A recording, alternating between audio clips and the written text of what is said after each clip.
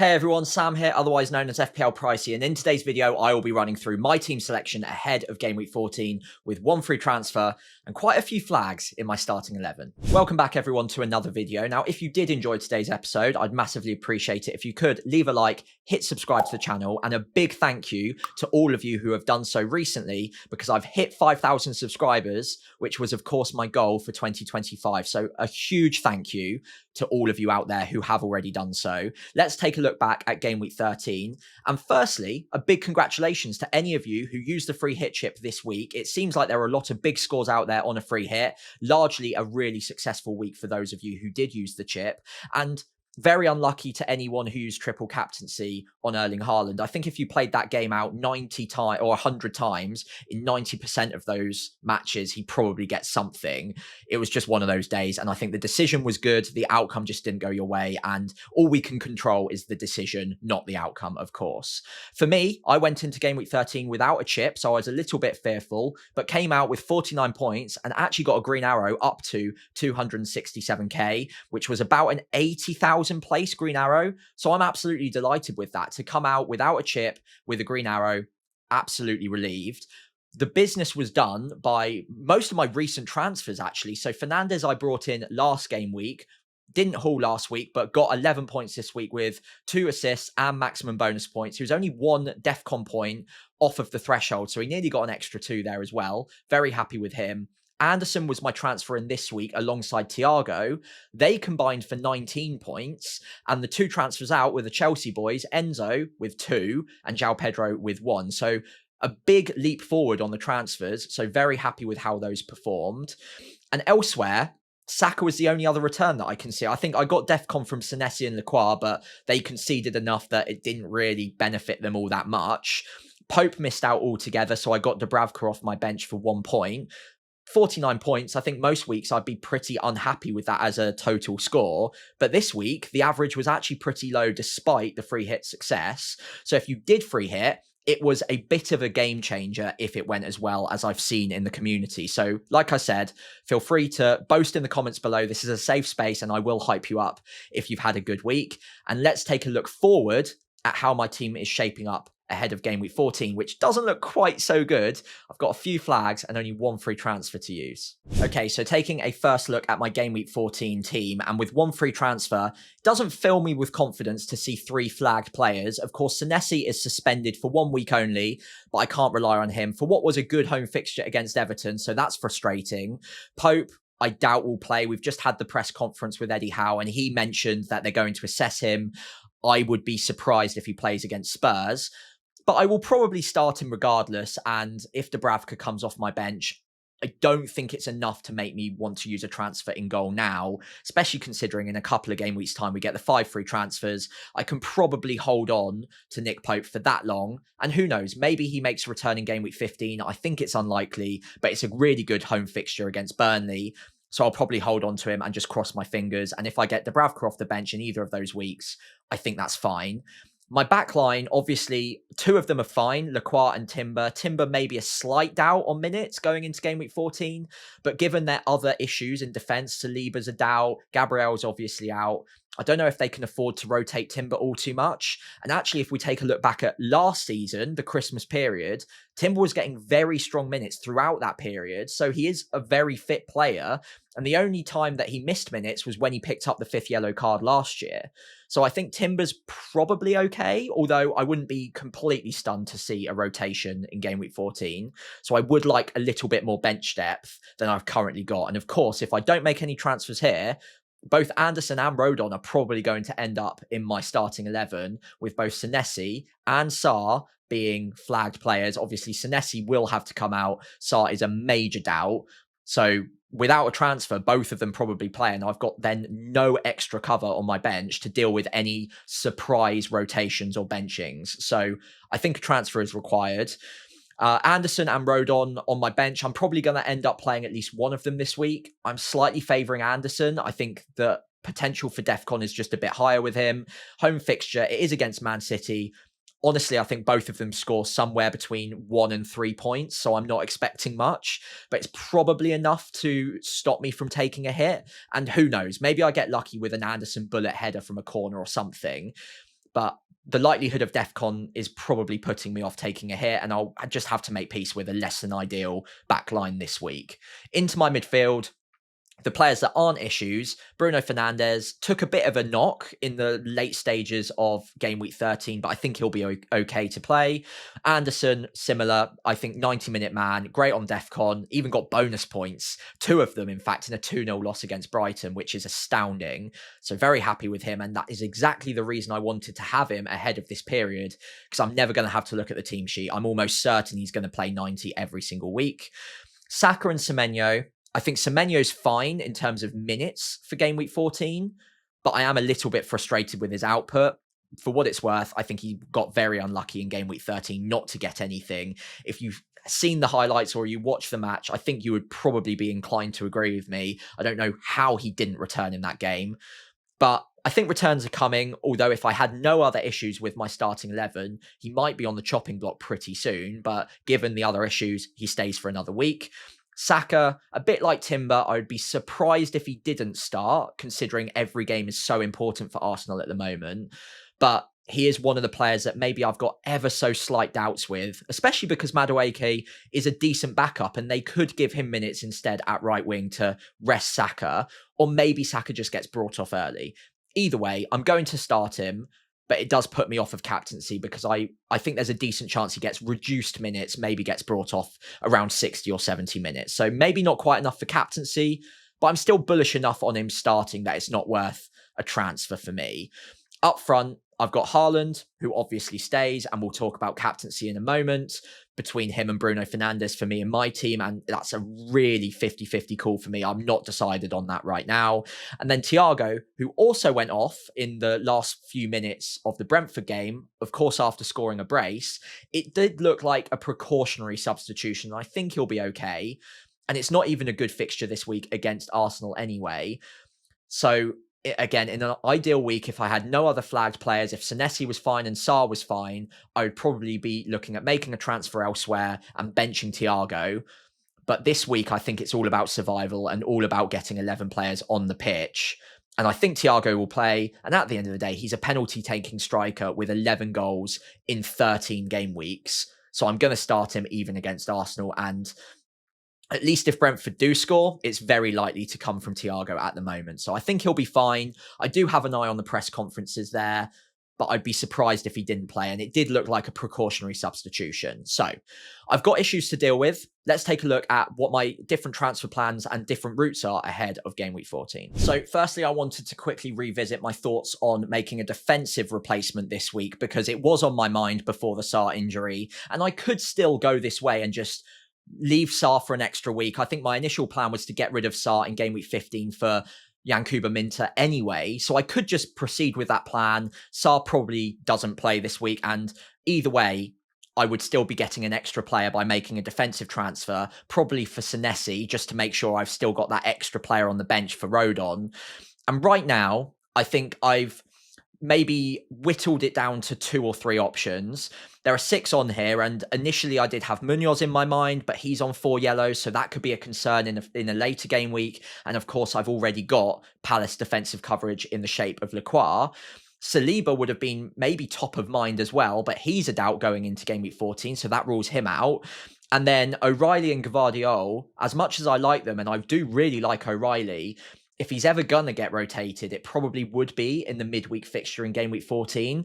And given the state of my squad, I need an absolute certainty. I can't afford to have someone else who might get rotated, even if I think it's unlikely. And I would still put 90-95% chance of him starting. But I don't know if that's enough for me. I think I need someone who's absolutely guaranteed to start because I'm so thin on the ground this week. So I'll probably revisit O'Reilly in a few game weeks' time because I do really like him. But this week in particular, if I did make a defensive transfer, I think it's probably Thiaw or Virgil van Dijk. Now, I'm kind of glad Van Dijk kept a clean sheet this week because it makes the potential move for him this week for me look just slightly less stupid because he's obviously not been a great player to own in the last few game weeks. But he does have good fixtures coming. He's good on the DEFCON. And Liverpool aren't just going to continue to lose every single game, I don't think, at least. So seeing them beat West Ham away from home 2-0 with a decent defensive performance filled me with a little bit more confidence in him moving forwards. And of course, I can afford him. Even for Rodon, I could afford him, but probably for SENESI. But Thiaw also stands out as a great pick. 2 good home fixtures to come, followed by Sunderland. Doesn't come much better than that right now. And he's much, much cheaper at 4.9 million. So it looks knee-jerky because he's just bagged a brace, but I think there's much more to it than that. He's decent on DEFCON, decent underlying defensive data and attacking data. I think he does tick a lot of the boxes, so I'm tempted to go for him either this week or next. But I think because of the SARR injury, there are other routes that I prefer than making a defensive transfer now, especially considering even if it's not ideal, I do at least have players coming off my bench who can cover me off with my back line with Anderson and Rodon. Not good fixtures whatsoever, but if they get somewhere between 1 and 3 points, then to bring in any of these players, it's probably not a massive upside unless they get an attacking return. Whereas in my midfield, SARR to someone else, that's quite a big leap in terms of the expected points because they could obviously get multiple attacking returns. There's more upside there in my personal opinion. So this is still on my mind. And I think if I was pushed into making a transfer in my defense right now, it would probably be Thiaw comes in for SENESI. But I think I'm more likely to make a midfield move and get rid of SARR, unless we hear something very positive on SARR in the press conferences. Okay, so it is a little bit frustrating that ahead of probably the best game of the lot, Ismaila Sarr has gone down injured and looks very unlikely to play against Burnley, and probably up until the point he goes off to AFCON. So seems like a pretty obvious transfer out. And with 3 million in the bank, it does give me some good options to consider with pretty decent upside. Now, the first thing I could do, and probably the most simple move, would be to just bring my planned transfer forward from game week 15, which was SARR to Minter ahead of the West Ham game, and just do that in game week 14 instead, and just reverse the move so that I make a defensive transfer in game week 15 rather than 14. So that would be keeping it simple, and of course saves me quite a lot of money. Minter's got some great fixtures and not bad underlying attacking data either. But because I've got 3 million in the bank and SARR is an issue this week rather than next week, I do have a couple of other routes that I could consider that do cost a little bit more, maybe limit me with defensive transfers for next week, but are both affordable. And those two options are Phil Foden and Bryan Mbeumo. Now, Foden, let's cover off first. Obviously, again, looks a bit knee-jerk after bagging a brace in game week 13, but his data's not bad. The minutes have been very, very strong. He's playing centrally, which is always more effective for Foden. And if you look at the data in the last few game weeks, it's really starting to skew upwards. He's getting more shots on goal. His average position in terms of a heat map is much more advanced and much more central than we're used to. I think he's going to continue doing pretty well. It's just whether or not I'm completely certain he starts in game week 14 against Fulham. Minutes have been impeccable recently, but if there, again, was ever a match that he could get rotated for, it's that midweek fixture. Whereas Bryan Mbeumo, I would be stunned if he missed West Ham at home. The spacing for Man United's fixtures through this period is very, very positive. They played on the Sunday. The game week 14 game is on the Thursday, so they've got more rest than most. And then they play again on the Monday. So again, another few days rest after that before Wolves away from home. And then even game week 16, it goes Monday to Monday. So they've got a massive gap for that one as well. So I don't think rotation is going to be a problem for Man United. And Bryan Mbeumo usually gets 90 minutes a match anyway. The problem with Mbeumo is I'm replacing a player that's going off to AFCON soon with another player that's going off to AFCON soon. But I think if we remove AFCON from the equation, I would prefer to buy Mbeumo than Foden. And we do get those 5 free transfers in game week 16 anyway. So I wonder if it's worth just attacking the fixtures for the next 3 game weeks. West Ham at home is a good game. Wolves away is a great game. Bournemouth at home also looks like a pretty good game from an attacking point of view, at least. Whether or not Man United win that game is a different matter. But Bournemouth are giving up plenty of big chances at the moment. And if we take a look at Cameroon's schedule for the African Cup of Nations, their opener is on the 24th of December. Man United's game week 17 fixture, which is that Aston Villa game away from home, is 3 days before that on the 21st of December. So I think it's pretty unlikely he plays that one, game week 17. But then if you rewind back to game week 16, game week 16's match against Bournemouth is a whole 9 days before their opener for Cameroon. That's Brian Mbeumo's opener for Cameroon on the 24th. So I think there's a good chance he plays that one. So I might not even need to sell him in game week 16. I could maybe sell him ahead of game week 17 instead. So I'll do a bit more digging on that and try to figure out how confident I am on him starting game week 16. But if he does look likely to play game week 14, 15 and 16, I think he's a player that I'm actually pretty tempted to have a short-term punt on and move him out for maybe Cunha, for example, or Foden come game week 17. So I am looking at that as a short-term move to replace one AFCON player with another. The attacking data is really good, better than Foden's, better than Minter's.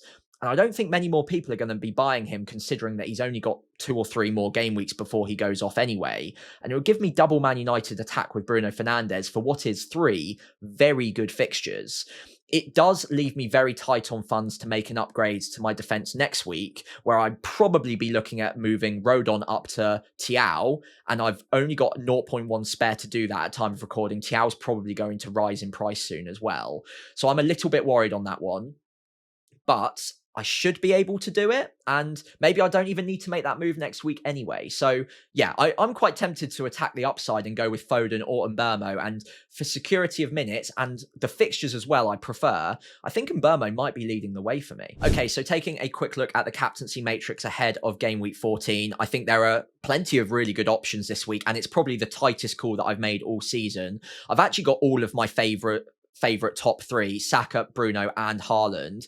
I am putting Saka in third, a little bit behind the other two, because I do have those doubts around how many minutes he's going to get, considering that he has had fitness problems in the past. They do have a good, able deputy in the shape of Madueke as well. So I wonder if the game's going well, he gets brought off a little bit early, and that's putting me off of captaining him over the other two.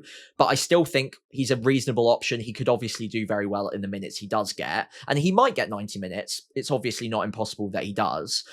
Fernandes and Haaland, much tighter call for me, and it's a bit of a coin flip. I'm very tempted to go against Haaland this week, considering the fixture. Fulham away from home is not easy. Fulham's defensive data isn't bad. It's much better than West Ham's, by the way. And of course, away from home, Haaland isn't quite as productive as he is at home. But to base it on something like form, I think is very risky, because Haaland, although he blanked in the last 2 game weeks, he was very unlucky not to return against Newcastle. And then, look, he had an off day against Leeds. It happens, but that doesn't mean he can't return against Fulham. And the ownership's still going to be very high. He's going to be the most captain player by a long margin.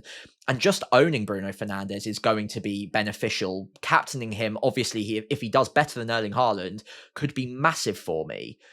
But even just owning him and captaining Haaland will probably be enough to get a pretty decent benefit out of both of them. And if there's not much between the two, I think I will probably revert to type and just go back to Erling Haaland, considering that I do think he does really well against Fulham anyway. It's really tight. The Solio expected points suggest that Bruno's marginally better, but there's 0.3 in it. It's not much. Haaland's got much better open play goal threat. Fernandes has got better routes to points. I think both of them probably play 90 minutes. If I had to pick one of them that could come off earlier, probably Haaland.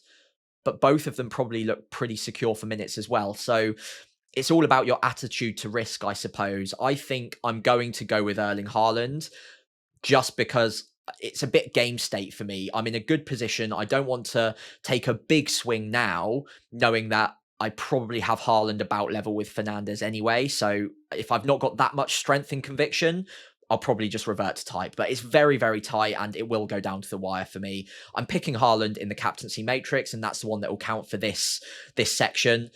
But yeah, I'm very, very torn between Bruno and taking a bit of a risk on him, or going with Haaland and just keeping it a bit safe. Okay, so wrapping up with a quick look at my team ahead of game week 14. I've moved in Brian Mbeumo for Ismaila Sarr for the purposes of this video. I haven't made that move yet, but I think that's the one I've got a good gut feeling about, especially if we get news that he's going to play game week 16 as well, because then I can move him out ahead of game week 17 and sort out the Pope issue in 16, and then I'll still have 5 free transfers going through to game week 18, as long as nothing else goes wrong, of course. So I think that kind of works, and I've got a good feeling about his minutes, but also his attacking upside in the next 3 fixtures against West Ham, Wolves, and then if he gets game week 16 against Bournemouth, I've got a good feeling about that one as well. So tempted to take an upside punt on him for 3 game weeks, but let's wait and hear, or try and figure out whether or not he's going to play game week 16. If he doesn't, that will probably put me off. Elsewhere, Pope's an issue, but Dubravka will come off my bench if he doesn't play, and I think it is unlikely he does, but that's fine for now. I will sort that out in a few game weeks' time with those 5 free transfers if he's still a problem at that point. In my defence, SENESI goes to the bench and Anderson comes in, probably ahead of Rodon. Not a good chance of a clean sheet there at all, but he's very good on defensive contribution. So I'm aiming for 3 points, maybe. Maybe if I get very lucky, 4. Who knows? He could get more, he could get less. But I think it's enough to prevent me from taking a hit there. In my midfield, obviously, Mbeumo comes in for SARR. And then up top, Thiago has to start, unfortunately, away at Arsenal. But I say unfortunately, it's a terrible fixture. But as long as he plays, I think it's fine. I can make peace with that. He's a penalty-taking striker who gets good underlying data. And of course, he gets loads of big chances as well. So I can make peace with that, even if it's not ideal. And this week is all about survival for me. I'm going to attack the upside in the midfield. And hopefully my big hitters, Haaland, Saka, Fernandes, and Mbeumo, maybe Semenyo as well, can do enough damage that the slightly weaker components in goal, my third defender, and obviously Thiago as well, aren't quite as big issues as they might look on paper, because maybe I can find the points elsewhere. Either way, I think I'm going to resist taking a hit, and then I'll have 1 free transfer in game week 15 to probably make a defensive move and solidify my base a little bit. Anyway, as we reach the end of today's video, I'd really appreciate it if you could leave a like and subscribe to the channel if you enjoyed the video, and I'll see you next time as we start preparing for game week 15.